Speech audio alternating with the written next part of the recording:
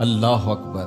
ان پڑھ اور غریب ماں کی یاد میں انہوں نے بڑی خوبصورت باتیں لکھی۔ کہا عالی نسب ہوٹلوں میں کھانا کھانے میں وہ سرور کہاں جو چولہے پر بیٹھ کے ماں کے ہاتھوں سے پکی ہوئی چپاتیاں کھانے میں ملتا ہے۔ عالی جناب، حضرت صاحب، قبلہ عالم، کیا کیا لفظ بولے جاتے ہیں سٹیجوں کے اوپر، لیکن ان لفظوں کا وہ نشہ نہیں ملتا جو ماں کی زبان سے اوئے ببلو اور اوئے مٹھو میں رکھا ہوا ہے۔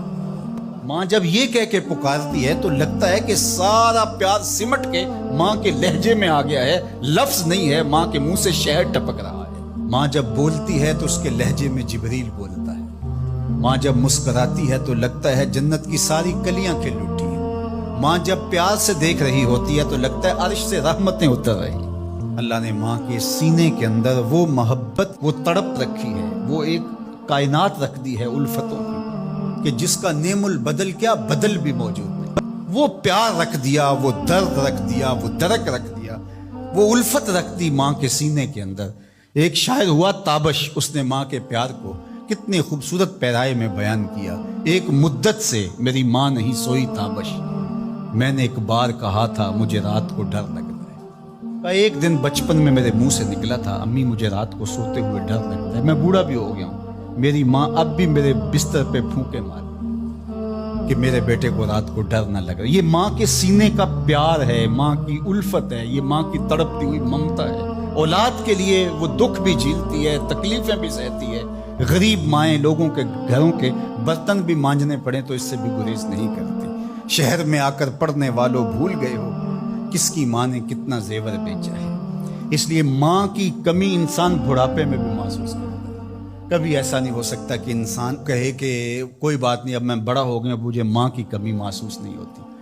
بوڑھا بھی ہو جائے انسان جو ہے وہ سب سے اونچے منصب پر بھی بیٹھ جائے، میں اور آپ کیا، میری اور آپ کی حیثیت اور اوقات ہی کیا۔ امام الانبیاء حضور ختم المرتبہ صلی اللہ علیہ وآلہ وسلم حجرہ نبوت سے نکلے اور جو ہی حضور نبی رحمت صلی اللہ علیہ وآلہ وسلم مصلی پر تشریف فرما ہوئے تو حضور کو دیکھ کر کے تمام صحابہ ادب سے کھڑے ہو گئے۔ جو ہی یہ امٹتا ہوا پیار دیکھا تو حضور کی نظر پلٹ کے کئی سال پیچھے چلی گئی اور ابوا کی وادی میں اپنی ماں کی قبر پہ کھڑا ہوا اپنے آپ کو پاتے ہیں حضور۔ اور پھر ایک جملہ کہا، الحاوی للفتاوی کے اندر امام سیوطی نے اس کو بڑی تفصیل سے لکھا ہے کہ چشمان رحمت سے آنسو ٹپکنے لگے اور حضور مصلی پہ کھڑے ہو گئے اور فرمایا، لو ادرکت والدیہ او احدہما، کاش آج میرے ماں باپ زندہ ہوتے یا کم از کم میری ماں ہی زندہ ہوتی اور میں لوگوں کو نماز پڑھا رہا ہوتا، وَأَقْرَأُ فِيهَا بِفَاتِحَةِ الْكِتَابِ، اور اس میں سورہ فاتحہ کی تلاوت چل رہی ہوتی۔ پھر میری ماں کو میرے ساتھ اچانک کوئی کام یاد آ جاتا، وہ دروازے پر آتی اور چلمن سرکاتی اور مجھے بیٹا کہہ کے آواز دیتی۔ فرمایا لوگوں نماز چھوڑ کے پہلے ماں کی بات سن لیتا۔ تو ماں کی کمی تو انسان زندگی کے آخری حصے میں محسوس کرتا ہے۔ پھر اس سے بڑا منصب کس کا ہو سکتا ہے جو امام الانبیاء کا منصب ہے؟ اتنا بڑا اعزاز کس کا ہو سکتا ہے جو خاتم المرسلین کا اعزاز ہے، جو محبوب خدا ہیں، کونین کے مالک ہیں، لیکن ماں کی کمی کو وہ بھی محسوس کرتے ہیں۔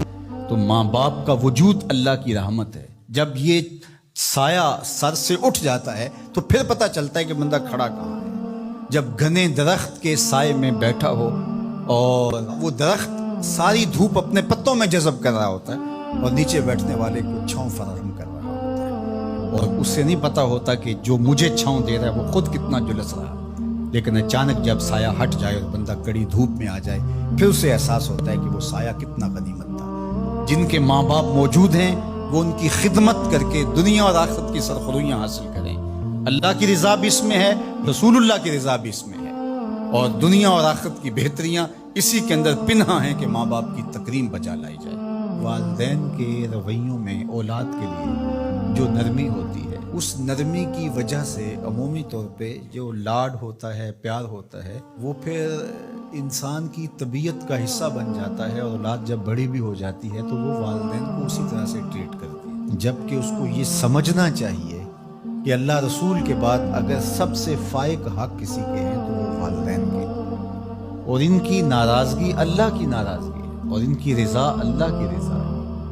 ان کو خوش کر دینا اللہ کو راضی کر دینے کے مترادف ہے، اور ان کو ناراض کرنا اللہ کو ناراض کرنے کے مترادف ہے۔ تو یہ بات ذہن میں رکھیے گا کہ اگر والدین راضی نہیں ہے تو رب بھی راضی نہیں ہے۔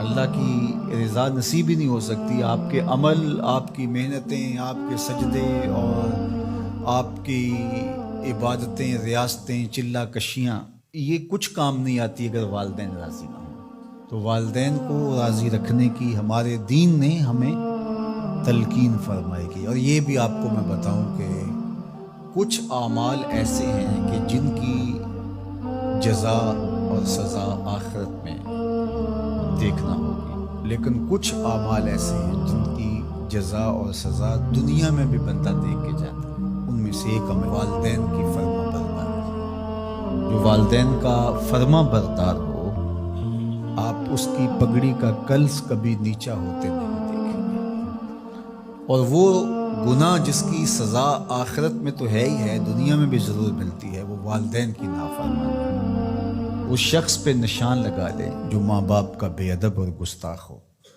آپ اس کو دنیا پہ بھی رسوا ہوتا پائیں گے، دنیا پر بھی وہ سرخرو نہیں ہو سکے گا۔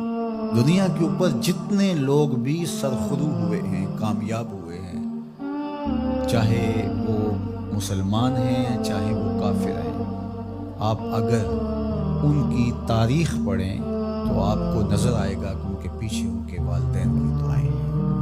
اگر والدین کی دعائیں نصیب ہیں تو انسان سرخرو ہوتا ہے، اور اگر والدین کی دعائیں حاصل نہیں ہو پاتی تو محنتیں بھی انسان کی اکاد چلی جاتی ہیں۔ تو یہ وہ نیکی ہے، یہ وہ عمل ہے کہ جس کا صلہ دنیا میں بھی اور آخرت میں بھی ملتا ہے، اور یہ بدعملی والدین کی نافرمانی ایسا جرم ہے کہ جس کی سزا دنیا میں تو ہے ہی ہے، آخرت میں بھی اور دنیا میں دونوں میں اس کو جو ہے وہ حاصل کرنا پڑتی ہے۔ والدین نیکوکار ہوں، صالح ہوں، پاکیزہ عمل ہوں تو ان کی تو عزت اولاد کرے گی ہی کرے گی، والدین برے ہی کیوں نہ ہوں، یا والدین بہت گناہ گار ہیں، شرابی ہیں اور بدکار ہیں اور اعمال بد ہیں، تو ان کی توہین نہیں کی جائے گی، اور اس بد اعمالی کی وجہ سے ان کے لیے دعائے خیر کی جائے گی۔ حتیٰ کہ والدین کافر بھی ہوں تو ان کا کفر اپنی جگہ پہ،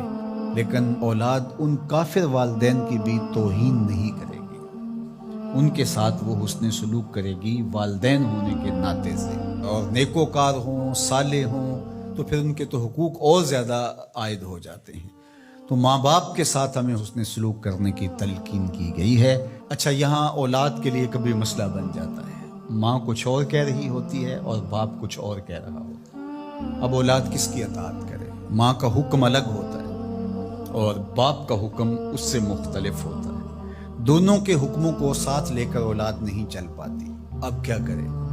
علماء نے لکھا کہ پہلے تو ماں باپ کو ہی چاہیے کہ اولاد کو مشقت میں نہ ڈالے، کہ ایسا حکم دے کہ اولاد پھنس جائے کہ ماں کی بات مانوں یا باپ کی بات مانوں۔ ایک کی اطاعت سے دوسرے کی نافرمانی لازم آتی ہے تو بڑا مشکل مرحلہ ہو جاتا ہے۔ تو والدین کو اتنا خیال اور اتنا لحاظ رکھنا چاہیے کہ ان کو مشقت میں نہ ڈالے، ایسا حکم نہ دیں جو وہ بجا نہ لا سکے، جو ان کے لیے پورا کرنا مشکل ہو۔ اور بالخصوص ماں باپ کی لڑائی کے اندر اولاد جو ہے وہ پس کے رہ جاتی ہے، ماں کی بات مانی تو باپ ناراض، باپ کی بات مانی تو ماں ناراض۔ تو اس میں ایک تو والدین کو ہی چاہیے، لیکن کبھی اولاد پھنس جائے تو مسئلہ شرعی سن لیجیے، وہ یہ ہے کہ گھر کا حاکم جو ہے وہ مرد ہے۔ تو اگر ماں اور باپ دونوں کے احکام آپس میں ٹکرا رہے ہوں تو حکم مقدم ہوگا باپ کا، تو اولاد کے ذمے باپ کے حکم کو ماننا ضروری ہے، لیکن خدمت میں مقدم ہوگی ماں۔ جب باہر سے بچہ آتا ہے تو کھانے کے لیے یا کوئی چیز یا رات کو ٹانگیں دبانے بیٹھتا ہے تو خدمت میں مقدم ماں ہوگی، لیکن حکم کی تعمیل میں مقدم باپ ہوگا۔ تو شریعت اسلامیہ نے ہمیں یہ حکم دیا، چونکہ خدمت میں یہ جو حدیث میں نے آپ کے سامنے رکھی ہے، تو صحابہ نے حضور سے جب پوچھا کہ ہمارے حسن سلوک کا سب سے زیادہ مستحق کون ہے، تو فرمایا اماں کا، تیری ماں۔ پھر کہا سما من، پھر کون؟ تو پھر فرمایا اماں کا، تیری ماں۔ پھر تیسری مرتبہ پوچھا تو فرمایا تیری ماں، اور چوتھی مرتبہ فرمایا ابا کا، تیرا باپ۔ تو اس اعتبار سے خدمت میں ماں مقدم ہے، لیکن تعمیل حکم میں باپ مقدم ہے۔ تو باپ اور ماں یہ اللہ کی رحمتوں کے دو روپ ہیں۔ اللہ نے باپ کے سینے کے اندر بھی ایک اولاد کے لیے محبت کا جہاں آباد کیا ہے، اور ماں کی ممتا اور ماں کا پیار اور ماں کی الفت، یہ تو ایک کائنات ہی الگ ہے۔